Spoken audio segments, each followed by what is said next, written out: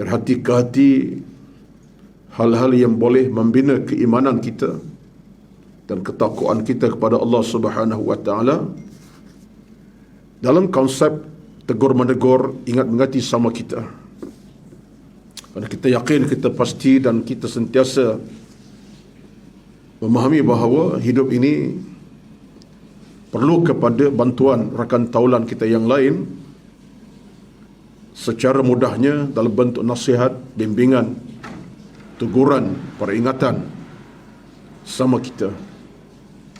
Betul, dalam hidup beragama jangan ada kesombongan diri. Tak boleh ada kesombongan diri dengan maksud yang lain. Saya tak perlu untuk dinasihati, saya tak perlu untuk dibimbingi, saya pandai-pandailah, saya tak perlu didekati orang, tak perlu dinasihati. Jangan. Itu adalah kesombongan syaitan sebenarnya. Kerana syaitan itu makhluk yang tak nak dinasihati. Betul tak? Macam tak percaya kat saya ni. Tak percaya. Kena percaya. Sebab makhluk syaitan, makhluk yang susah dinasihati. Saat bila mana Allah SWT minta supaya hormatkan Nabi Adam sebagai makhluk yang dia cipta, sama dengan syaitan Allah cipta juga. Ya, sepatutnya bila Allah nasihati syaitan supaya iblis hormat Nabi Adam, hormatlah. Tapi dia sombong dia. Dia kata apa? Siapa Adam itu? Aku ni makhluk yang mulia. Aku daripada api. Ya. Syaitan mengaku daripada api dan Adam daripada tanah. Berbeza. Siapa aku nak hormatkan dia? Tengok. Lalu Allah istilah dalam Quran, Allah kata apa? Aba wastakbar wa kana minal kafirin. Angkuh syaitan iblis ini, sombong, lalu dia tergolong orang yang kufur kepada Allah Azza wa Jalla. Kerana tak nak dengan nasihat bimbingan Allah Azza wa Jalla. Apa salahnya? Hormatkan Adam tu. Bukan minta lebih, hormat saja. Itu saja. Tapi itulah perangai syaitan, iblis yang durjana. Akhirnya dengan sebab keangkuhan itulah, maka dia jauh daripada hidayah, daripada keimanan, dan kufur selama-lamanya sampai ke hari akhir, dilaknat oleh Allah. Bukan saja Allah laknat, manusia laknat dia. Macam kita laknat ada syaitan, laknat. Kita tak boleh terima. Kita akan marah kepada syaitan selama-lamanya. Jadi kelaknatan itu berkekalan. Allah melaknatinya, kita pun laknati syaitan juga. Musuh kepada kita. Jadi tuan-tuan sekalian, saya sebut ini bukanlah nak marah, tidak ni, jangan pula salah faham. Ustaz lama tak mari nak marah-marah apa pula ya. Hari ni pun kuliah ganti Suzy ya. Patut 1 hari bulan 1 awal ya, tapi saya berada di Mekah pada masa itu. Tapi yang diganti, tapi minggu depan ada lagi. Ikut kepada jadual, minggu depan giliran saya lah, nampak 2 minggu terturut lah. Muka yang sama muncul, jangan bimbang lah ya. Baik, tuan-tuan sekalian, jadi hidup ini kita nak kena pastikan kita ada bimbingan. Antara bimbingan kita macam ni lah. Duduknya kita setengah jam, 40 minit, mengaji ilmu, dengar ceramah. Bukan saya seorang sampaikan semalam, ada ustaznya, belum tu ada ustaz tiap hari ada. Untuk kita mengajak diri masing-masing, memahami agama. Mana yang tak faham, makin faham. Mana yang silap, dia insaf. Mana yang kurang, ditambahkan. Mana yang tersasar, balik pangkal jalan. Mana yang dirasa dia ni jahil, dia jadi berilmu kemudian. Itu kenyataan. Jadi kesombongan jangan ada dalam hati. Bahkan bukan saya sebut pada tuan-tuan, yang bercakap ni pun tak boleh sombong. Sementara dah reti bercakap, dah berceramah kata tempat, padanlah. Tak boleh. Saya kena hormati kelemahan saya, kekurangan saya. Saya kena akur ada kelemahan saya yang saya miliki dalam hidup. Nak kepada bimbingan orang lain pun, teguran orang, bacaan yang cukup, dengar ceramah orang. Itu kenyataan. Maka dalam Islam ini, konsep kita begitulah. Al-Ma'idah ayat kedua, Allah kata apa kepada kita? Wa ta'awanu 'alal birri wat taqwa wa la ta'awanu 'alal ithmi wal 'udwan. Tengok tuan-tuan, jalan kita cukup sempurna, lengkap. Allah sebut Quran, wa ta'awanu 'alal birri wat taqwa. Kamu kena saling bantu sama kamu untuk menegakkan kebaikan dan takwa. Sama kita ni, bersama kita bersaling bantu untuk menegakkan kebaikan dan takwa. Amal soleh, kebaikan, akhlak, pekerti, perangai, sikap, watak dalam kebaikan takwa. Wala ta'awanu, kata Allah dalam larangan. La an-nahiyah, larang. Jangan, kata Allah. Apa dia jangan itu? Wala ta'awanu 'alal ithmi wal 'udwan, dan jangan kamu bersaling bantu dalam perkara dosa dan bermusuh. Tengok tuan-tuan, jangan kamu bersaling bantu dalam benda dosa dan permusuhan. Nampak tak? Menegakkan dosa tak boleh. Kita berpakat macam mana kita tipu orang, tak boleh. Kita berpakat, saya Rizal pakat macam mana kita nak pukul orang, tak boleh. Ya, jom Rizal kita pergi tempat maksiat, berhibur sikit, lama tak berhibur contoh, dosa, tak boleh. Tapi kalau ajak Rizal, jom Rizal kita ceramah 3 jam, tambah lagi 2 jam, 5 jam, alhamdulillah. Jadi kata Allah, jangan berpakat bersaling bantu berdosa. Dan yang keduanya bukan dekat dosa. Allah sebut kata-kata yang begitu menarik, wal udwan, bermusuhan, benci membenci, kata mengata, tengok dengan pandangan ekor mata, tengok tu macam nak telan orang contohnya. Ya, tak suka, tak seronok, tak sayang, tak berapa nak seronok orang, benci, akhir bermusuh, kata mengata. Jadi benda macam ni dilarang agama. Jadi tuan-tuan, itulah semua perjalanan yang sedang kita lalui, dan perjalanan-perjalanan yang tidak akan ada sudahnya. Sudahnya bila? Bila sudahnya? Perjalanan ilmu kita, sudahnya adalah kematian. Sudahnya adalah kematian. Maka penamat riwayat pada semua kerja hidup kita, penamat pada semua amal kita, penamat pada semua kerja buat dalam hidup dunia ini ialah kematian. Bila kematian, tamatlah segala-gala riwayat kita. Mengaji tak ada dah, ceramah pun tak ada, kerja pun tak ada, cari harta pun tak ada, beranak pinak pun tak ada, keluarga pun berpisahlah. Dah suami meninggal, tinggal isteri anak-anak lah, tak ada apalah. Dah anak meninggal, tertinggallah ayahnya dengan ibunya lagi, anak dah pergi dah. Jadi ini semua adalah kenyataan-kenyataan yang kita nak kena ingatkan sentiasa. Dan saya yakin tuan-tuan semua orang-orang yang sentiasa peka dengan hal ini, kerana satu di antara nikmat beragama ialah kita menggunakan semaksimum mungkin waktu yang kita ada. Waktu belajar, waktu berilmu, waktu beramal, waktu cari iman, tambah agama, tambah kebaikan. Kita kena maksimumkan waktu ini. Itulah saya ingat sebelum saya nak mulakan ini, saya ada baca baru semalam sebenarnya. Baca semalam dah sebut kepada ceramah pagi tadi. Ada satu kata-kata menarik daripada Al-Imam Ibnu Qayyim Al-Jauziyah dalam kitabnya Ad-Da' wa Dawa. Kata-kata yang menarik daripada Al-Imam Ibnu Qayyim Al-Jauziyah. Dia kata apa? Man lam yakun waqtuhu lillahi wa billahi fal mautu lahu khairun lahu minal hayati. Man lam yakun waqtuhu lillahi wa billahi fal mautu lahu khairun minal hayati. Sekian dimaklumkan. Macam fahamlah ke tak terjemah lah tak? Dapat setengah tu, tengok saya baca faham dah. Terjemah tak perlulah. Suzy kena terjemah. Baik. Dan Suzy sebab dia balik ke luar negara, cuaca luar negara ada dengan dia. Baik. Kata Ibnu Qayyim, menarik kata-kata ini. Ini untuk kita ni. Dia kata, man lam yakun waqtuhu lillahi wa billahi, siapa yang tidak ada masa untuk Allah dan dengan Allah.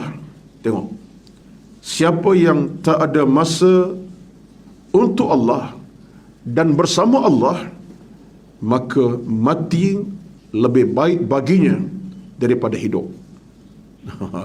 Ini kata-kata Imam Ibnu Qayyim Jauziyah. Kan saya kata tak ni, para ulama kita dalam kitabnya Ad-Da' wa Dawa. Kitab tu cantik. Saya ada kitab tu, tak bawa lah. Kitab tu bertajuk Penyakit dan Ubat. Dia bicara tentang soal jiwa, soal hati. Jadi kata beliau, siapa yang tak ada masa dengan Allah, bersama Allah, maka mati lebih baik bagi daripada kehidupan. Berat kata-kata. Dah kalau mengaji malas, tengah ceramah tak nak, sembahyang tak nak, tak ada masa dengan Tuhan, ya, tak nak buat kebaikan, Allah perintah tak nak buat. Jadi seolahnya kata Ibn Qayyim, mati lebih baik daripada hidup. Tak ada harga dah kita ni. Zakir boleh faham? Okay. Zakir kena faham sebab dia paling depan sekali, kita belakang-belakang, dia depan sekali. Jadi kalau saya tak ceramah, dia boleh tampil ganti saya lah. Ini untung orang jadi apa ni, kameraman dia paling depan sekali. Kalau tak boleh ganti penceramah, tak payah. Ya? Baik Zakir, gurau. Baik. Jadi itu kata-kata menarik. Mati lebih baik daripada kehidupan. Mana tak ada harga dah kita ni. Hidup, makan, minum, senyum, ketawa, bergurau, berak, kencing, tidur, rena, ibadat malas. Qayyim kata, mati baik lagi daripada hidup. Tak ada guna hidup ni. Jadi kita nak ingat bahawa hidup ini mesti ada panduan ilmu dan panduan iman kepada Allah Subhanahu Wa Taala. Baik. Tuan-tuan puan-puan semua, itu belum tajuk lagi tu, intro. Ya, suku jam lebih kurang. Tak apalah, penceramah dia pandai-pandailah bagi masa. Ya. Baik. Boleh Yang tadi siapa kata? Al-Imam Ibnu Qayyim Al-Jauziyah. Boleh tu, tulis elok-elok, hantar kepada kawan-kawan kita dalam WhatsApp group tu. Tulis elok-elok, ya. Berkata Al-Imam Ibnu Qayyim Al-Jauziyah dalam kitabnya Ad-Da' wa Dawa, siapa yang tidak ada masa dengan Allah dan bersama Allah, tak ada masa, maka mati lebih baik daripada hidup. Ini kata-kata yang berikan kita motivasi lah. Baik. Tajuk kita untuk hari ini daripada kitab kita yang bertajuk Manhaj Hidup Orang Beriman, ini adalah kitabnya. Ya, saya tunjuk sebab live tu mungkin setengah orang nak cari kitab. Boleh tengok kitab ini. Tajuknya ialah tajuk yang ke-7. Muqaddimah sikit setelah beri pada bulan yang lepas dalam Ramadan yang lalu. Iaitu tajuk ini, tajuk yang berbunyi membaca Al-Quran, zikir dan berdoa. Tajuk ini tajuk kita ni tuan-tuan. Memang tajuk yang kita cuba nak bawa dalam kehidupan beragama kita adalah nak mengisi dengan pahala demi pahala, kebaikan demi kebaikan. Ini kata-kata yang dibawakan oleh pengarang kitab kita, itulah membaca Al-Quran, zikir dan berdoa. 3 benda, 3 program besar kita. Kalau saya boleh sebut dalam bahasa saya lah, saya kata agenda mukmin, diary mukmin. Dari orang Islam, dia tak boleh tidak daripada hidupnya ada 3 ini. Antaranya ialah baca Quran, kemudian zikir dan doa kepada Allah Subhanahu Wa Taala. Dikumpulkan dalam satu bab dalam tajuk kita, tajuk ke-7 ini. Baca Quran, zikir dan berdoa. Boleh tak kita terima hakikat ini adalah diary kita, agenda seorang yang beriman, amalan utama seorang yang mukmin. Sebuah agenda kita macam-macam. Ada duit nak melancong sekali, tak ada masalah. Ke Perth ke, Sydney ke, Los Angeles ke, Singapura ke, Langkawi ke, nak melancong ke Shah Alam ke contohnya, tak ada masalah. Ada duit kita nak berjalan, bawa keluarga, tak ada masalah. Ada harta kita nak cari makan minum, sehingga kita boleh kenyang makan, tak ada masalah. Ya. Tapi bila sebut hal orang beriman, dia punya agenda utama, tak boleh tidak mesti ada ketiga-tiga perkara tadi. Baca Quran, zikir dan berdoa kepada Allah Subhanahu Wa Taala. Kenapa dia letakkan zikir, Quran dan doa ini sebagai agenda pertama utama mukmin? Sebab kesemua agenda itu agenda yang bersifat ketuhanan dan keimanan, kejiwaan dan kedamaian hati. Sebutlah tentang Quran, tentang zikir doa, semua itu menjadi aspek kepada nilai kejiwaan kita. Nak jadi hati yang tenang, jiwa yang bersih, jiwa yang lapang, jiwa yang sempurna, hidup yang bahagia. Neraca bahagia itu kena faham. Neraca bahagia balik kepada agama itu sendiri. Tak boleh bahagia semacam dunia semata-mata. Mesti ada asas-asas ini. Quran dibaca, zikir diucap, doa diangkat kepada Allah Azza wa Jalla. Dan program-program yang tidak akan padam cahaya selama-lamanya. Tak akan padam cahayanya. Bahkan lebih utama lagi, kalau kita ambil ingatan tentang program ini, dia menjadi suatu perjalanan besar kepada kita sebagai mukmin. Sekalipun kita telah mati, sekali kita telah meninggal dunia, dah meninggal dah orangnya. Siapa? Saya lah contohnya. Dah meninggal. Tapi kesan Al-Quran dibaca, kesan zikir yang diucap, kesan doa yang diangkat, tidak akan padam nilai dan kekuatannya. Boleh faham tidak? Kesannya begitu berpanjangan.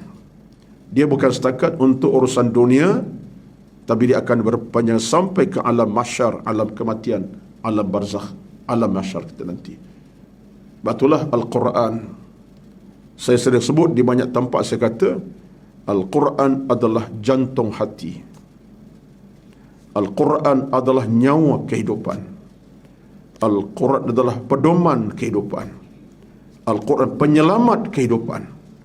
Al-Quran adalah jalan keamanan dan keimanan. Al-Quran segala-galanya, segalanya Al-Quranul Karim.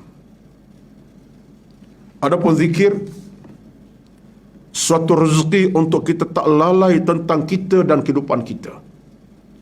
Saat kita susah, kita diuji, zikir adalah ubat paling mujarab sekali. Kita dalam keadaan diuji dengan pelbagai ujian, zikir adalah ubat kita. Sabda subhanallah, alhamdulillah, Allahu akbar, la hawla wala quwwata illa billah. Apa sajalah dalam bentuk zikir yang pelbagai itulah penawar hati. Saat kita diuji oleh Allah pelbagai ujian, zikirlah jawapannya. Selawat pada Nabi, banyak-banyak zikirlah tu. Termasuk bukan diuji Allah saja, kita tenang. Ketenangan kita pada zikir. Kita tenang hati, zikirlah yang boleh menambah ketenangan lagi. Dapat rezeki, pangkat contohnya, dapat surat daripada jabatan, kenaikan pangkat berlaku bermula sebulan yang lepas. Rezeki tak? Rezekilah. Apa kali pertama tersebut? Alhamdulillah. Ataupun Allahu Akbar, dapat naik pangkat. Ucapannya apa dia? Gambaran kita nyatakan kepada Allah rasa sonok bahagia. Alhamdulillah. Tak ada saya rasa dapat suara pangkat zakir, terima saja, mak oi, ayah oi, tak ada. Panggil mak dulu. Mungkinlah mak tu dia beritahu by phone, mak saya dapat naik pangkat hari ni, alhamdulillah, rezeki lah mak, insya-Allah. Betul lah tu. Tapi kalau pertama ialah alhamdulillah, Allahu akbar. Allahu akbar, rezekinya untuk anak-anak contohnya. Rezeki untuk keluarga. Allah diucapkan, tanda kesyukuran. Hati makin tenang, jiwa makin bahagia. Ketika Allah beri nikmat, termasuk Allah uji, lagilah kita bernama Allah Azza wa Jalla. Sakit demam, Allahu Akbar. Ya Allah, aku diuji sakit, ya Allah. Tak larat, ya Allah, ya Allah. Allah. Kita mengadu kepada dia. Itu zikir. Ingat yang berpanjangan. Doa. Satu rintih munajat. Permintaan. Untuk pelbagai keadaan perkara lah doa-doa ni. Apalagi dalam hidup kita ini, kita dah sebut acap kali. Saya ingat saya sebut di penghujung ceramah yang sebelum bulan Ramadan lepas. Doa ini adalah pakaian utama kita. Doa pakaian utama kita. Tuan-tuan, kalau kita genong balik tentang hidup kita seharian sekarang ni, hidup kita sekarang ini, daripada pagi tadi sampai ke malam, sampai ke pagi besok dengan izin Allah Azza wa Jalla, semuanya dengan pusingan doa. Doa. Kita nak tidur malam semalam. Semalam dah. Nak tidur semalam. Doa. Bismikallahumma ahya wa amut. Sekurang itulah doanya. Yang lebih tu bolehlah nak baca 2 ayat terakhir surah Al-Baqarah. Amanna rasuluka. Nak bertasbih, baca 3 kul. Yang penting adalah doa. Dah sedar, dah kejut pada tidur jam 5 pagi. Jangan 7.30. Bahaya. Belum subuh lah bangun. Seawal kita sebut bila kita bangun tidur, doa lagi. Apa doanya? Alhamdulillahilladzi ahyana ba'dama amatana wa ilaihin nusyur. Doa lagi, segala puji bagi Allah. Allah hidupkan aku balik pada pagi ni. Semalam dah mati dah semalam. 5 jam semalam pada pukul 1 hingga pukul 5 tu. Kira dah touch and go dah tu. Ya. Cuma tak mati penuh lagi, mati separuh je. Tak ada apa dah. Ya. Kalau setengah orang tidur mati, angkat keluar rumah dia tak bangun. Dia tidur mati tu panggil tak. Angkat keluar rumah dia tak bangun lagi. Itu bahaya tu. Ya. Bangun tidur, nak ke toilet. Bersihkan diri dengan mandi-manda contohnya. Doa lagi masuk toilet. Ke terus masuk tuan-tuan. Langgar pintu habis runtuh. Doa lagi. Allahumma inni a'udzubika minal khubuthi wal khaba'ith minasyaitanir rajim. Selesai qada hajat, selesai basuh diri semua sekali mandi, keluar toilet, doa lagi ghufranak. Pakai pakaian, tengok muka kat cermin. Ambil motor, ambil kereta bawa ke masjid, naik kenderaan, baca doa lagi. Kemudian sampai ke masjid, naik masjid, masuk pintu masjid, baca doa, keluar masjid. Tuan-tuan, lepas selesai daripada masjid, turun dah hari seminggu, singgah kedai mamak kejap, contohnya, teh tarik. Nak makan, doa lagi. Allahumma barik lana fi ma razaqtana wa qina. Dah selesai teh tarik segelas, tu canai 4 keping. Tu canai khas tu. Doa lagi. Alhamdulillah. Sendawa sikit. Sendawa tak syarak, tak sunnah tu. Tapi doa lagi. Alhamdulillahillazi at'amana wa saqana wa ja'alana. Alhamdulillah rezeki pagi ni ya Allah aku dapat makan minum. Jadi semua perjalanan kita doa tuan-tuan sampai dia tidur balik malamnya. Nampak tak? Kita punya hidup ini disusun macam tu. Siapa susun? Bukan penceramah, bukan yazir masjid yang susun. Allah sendiri melalui Nabi kita Muhammad SAW. Dan Nabi mengamalkannya. Dan kita ambil contoh. Jadi proses doa itu rupa-rupanya proses harian kita. Makan, minum, pakai, duduk, keluar rumah, masuk rumah, nak buat kerja. Apalagi nak minta keselamatan, minta kerahmatan, minta kebaikan, minta rezeki yang murah, jauh pada musibah, anak-anak berjaya, minta kedudukan hidup yang baik, macam-macam lagi. Jalanan mudah ke Mekah, kalau ke Mekah, rezeki dimurahkan Allah malam siang. Tuan-tuan, doa ni pakaian rasmi kita lah. Tak boleh kita nak jadi manusia yang sifatnya sombong dalam berdoa. Sebab dalam satu ayat Allah sebut orang yang sombong doa ni, orang tu Allah akan masukkan neraka. Siapa yang sombong tak doa, orang tu ke neraka, kata Allah Azza wa Jalla. Baik. Jadi kedudukan Al-Quran ke zikir doa ini merupakan agenda utama kita. Tak boleh berpisah dengan kita walaupun sesaat. Daripada pagi ke malam, malam ke siang, sepanjang kehidupan kita. Maka alangkah indahnya sebuah kehidupan beragama bila agenda ini kita kekalkan sebagai amalan harian kita tanpa cuai. Dan kita pula beramal dengan Quran ke baca zikir doa ini bukan secara maksimum, secara minimum, maksimumkan. Bukan minimum dah. Kita maksimumkan. Zikir kita maksimumkan, doa maksimumkan, kita baca Quran maksimumkan. Buat sedapat mungkin, semahu mungkin, semaksimum mungkin. Itu adalah watak mukmin. Ia bukan minimum, bukan sekadar. Jadi tuan-tuan sekalian, jadi saya sebut ini sebagai satu, ialah perkataan buat diri jugalah yang bercakap. Kerana bila saya sebut perkataan agenda utama dari penting bukan apa, sebab itu mudah kita nak fahami. Kalau kita ada agenda hidup yang banyak, yang tiga ini adalah agenda paling utama sekali. Sebagai mukmin, bukan sebagai manusia mata manusia, tapi mukmin. Agenda-agenda yang lain, agenda nak berriadah, nak berjalan-jalan, nak bermusafir, nak melancong, itu agenda pun penting, tapi tidak menjadi lebih utama daripada agenda yang tadi. Penting juga agenda beriadah, jangan ya, untuk kesihatan badan, riadah perlu. Tak boleh buat sekali seminggu, buat tiap hari pun tak apa, tak ada masalah. Ya. Ada duit nak berjalan jauh, silakan bawa anak isteri melancong sekali, tak ada masalah. Sebab dalam hubungan kita melancong pun Allah suruh pada kita, tengoklah bumi terbentang ini. Fasiru fil ardi, berjalan di bumi Allah, tengoklah alam cipta Allah yang hebat. Kena pula di kawasan yang mencetuskan keimanan, tengok dengan bukit bukau yang hebat, cetuskan keimanan kepada kita. Kawasan-kawasan yang cukup hebat dengan dia punya situasi pokok dan daun, mencetuskan keimanan, kita lebih terasa kehebatan Allah Azza wa Jalla mengurus alam ini. Lebih beriman kita, insya-Allah. Kita datang tengok pokok yang hebat, subhanallah. Air terjun yang tinggi, begitu menjulang tinggi sampai ke peringkat kita pun rasa takut tengok, subhanallah kita sebut, rasa hebat Allah. Baik. Jadi kesimpulannya, baca Al-Quran, zikir, doa ini adalah agenda program utama kita dalam hidup ini, yang kita minta Allah berikan kita rezeki tersebut. Sebab itulah kita, tuan-tuan, saya lupa sebut tadi,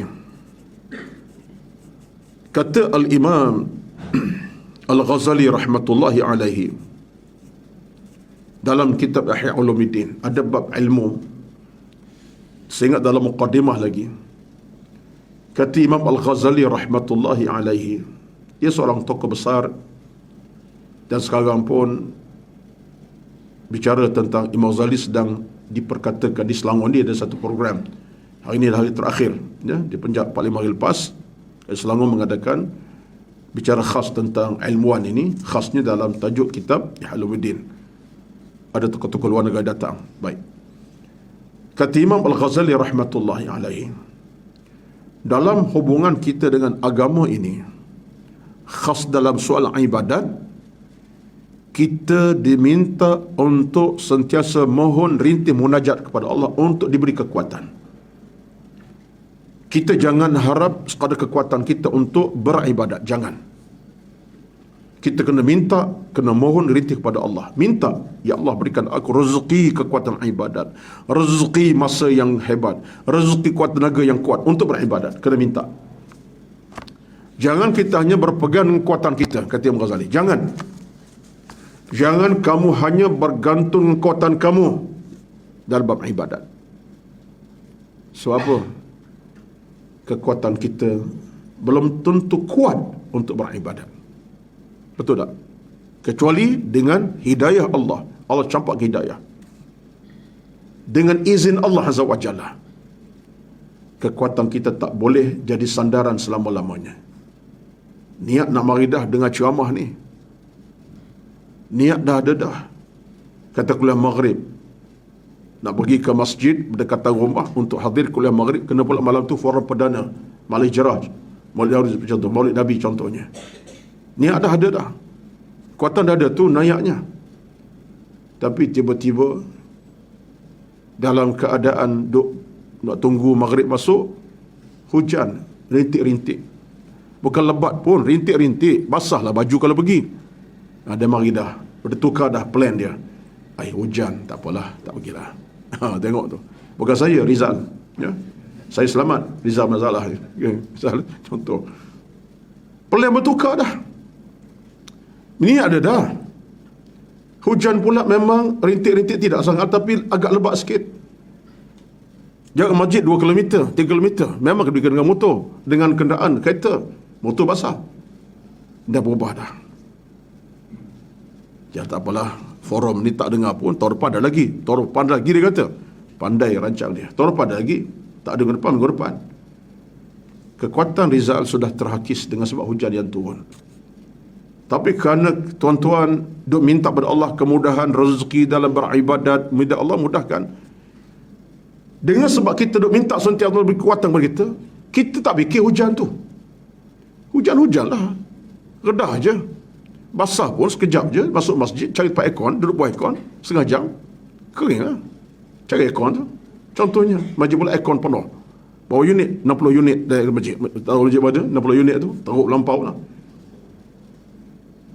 Maknanya kekuatan kita datang pada hidayah Allah tadi. Allah beri kita kekuatan.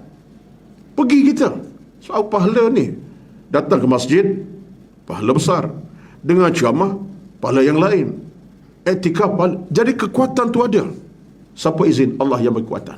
Kita redah hujan yang datang walaupun lebat sampai ke masjid akhirnya. Tapi kekuatan kita saja. Jadi terhenti setakat itulah. Tuan niat sajalah. Niat sajalah. Lepas kita kena minta, kata Imam Ghazali, kena rintih, kena minta. Kerana Allah berkuasa penuh dalam urusan kemahuan, kehendak dan keinginan kita. Amin. Baik, tuan-tuan sekalian. Allahu Akbar. Saya bercakap tuan-tuan, istighfar banyak ni sebab bicara saya di sini dalam tajuk yang agak berat, iaitu Madai Orang Beriman. Dan tajuk pula tajuk berat tentang zikir, tasbih, tahmid, qiyam, tahajud, macam-macam, haji, minggu lepas haji kan, 2 bulan lepas kita cakap haji kan sebelum ni. Berat sebenarnya.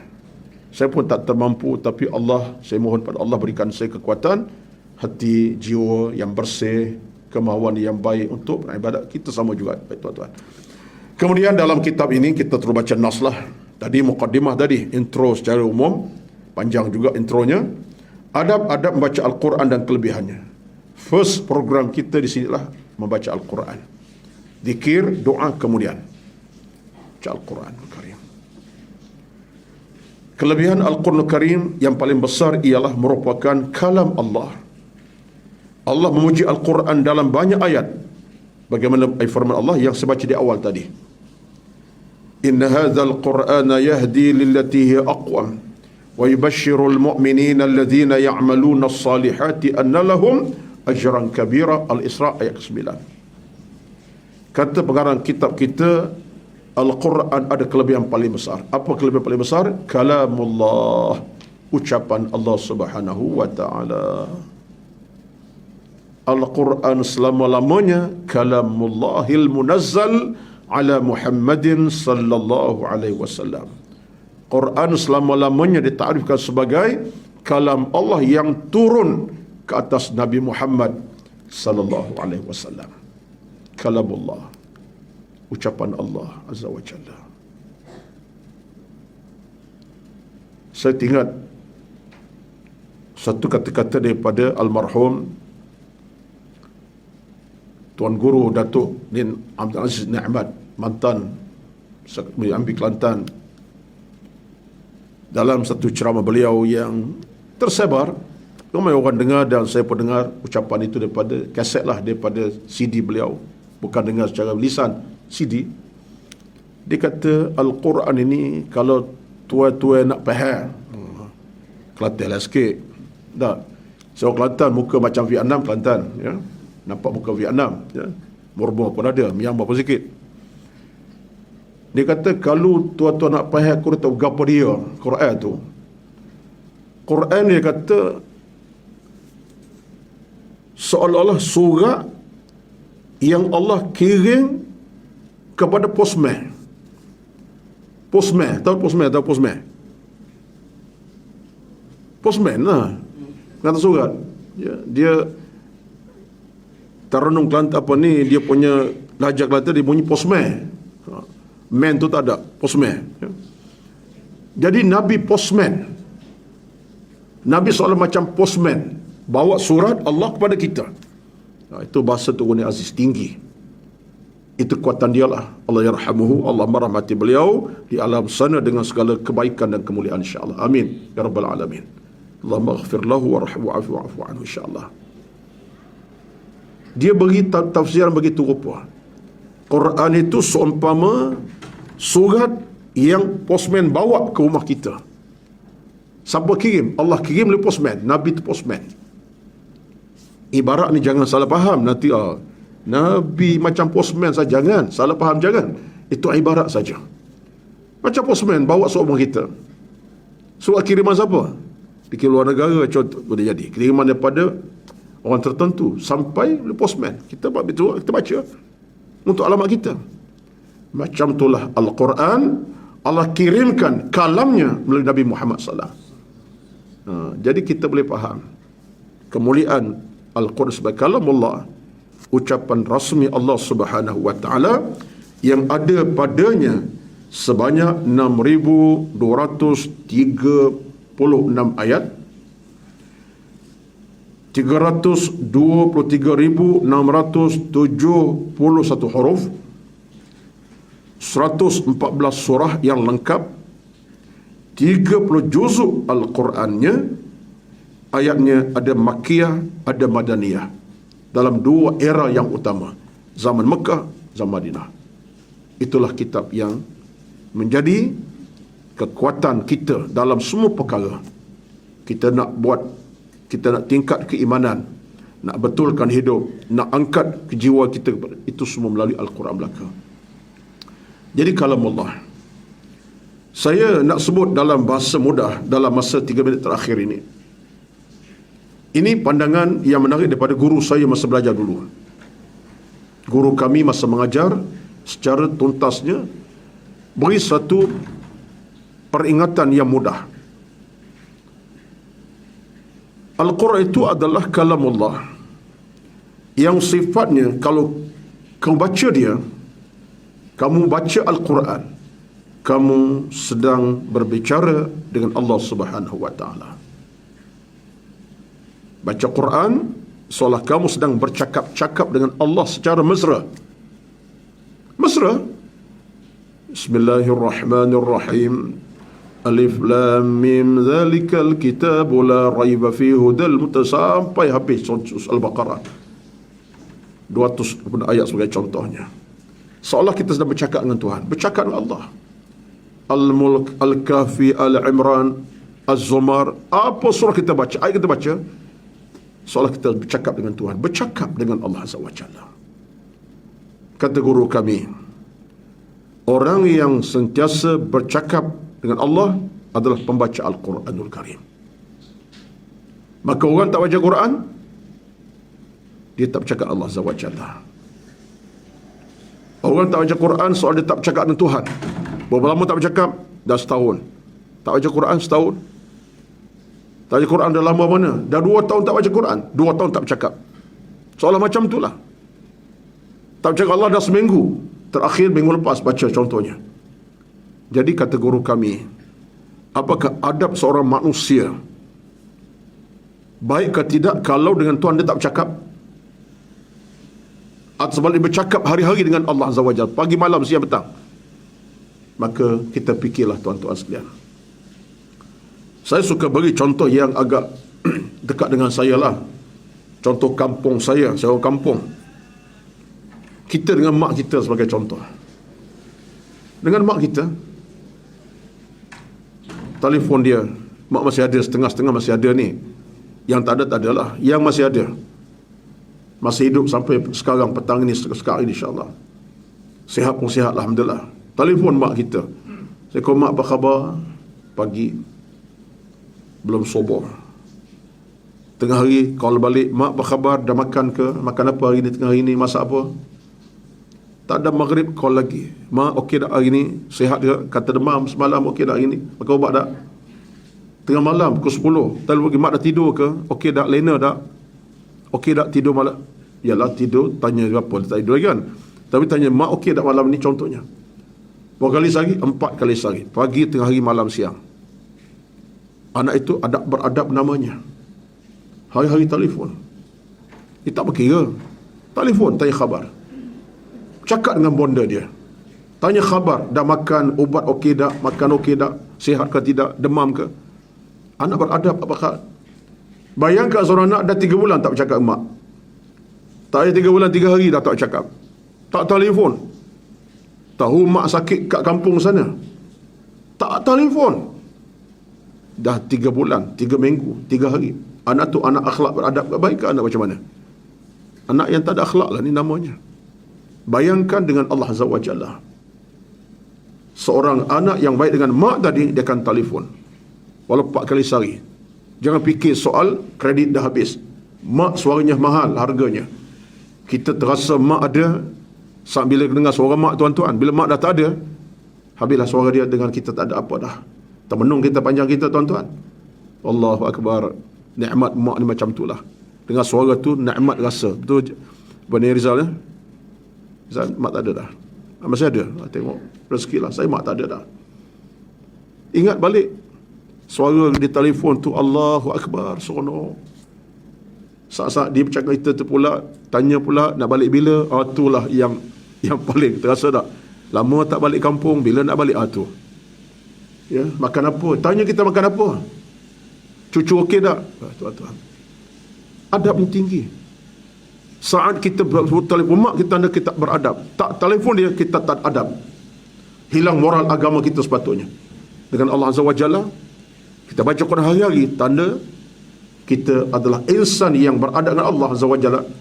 Quran tak baca dah seminggu, sebulan, tak sentuh Quran pun, kita ada adab dengan Allah Azza wa Jalla. Tak bercakap Allah.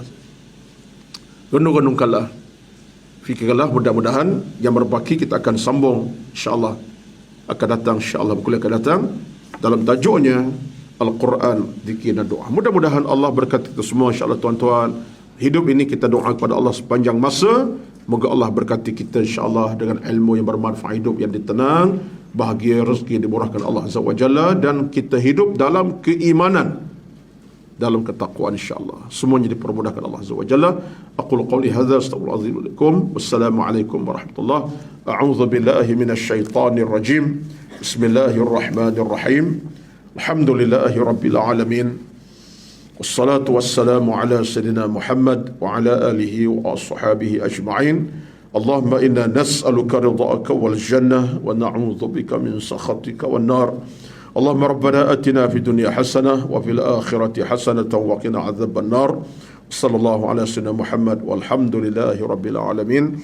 Assalamualaikum warahmatullahi wabarakatuh.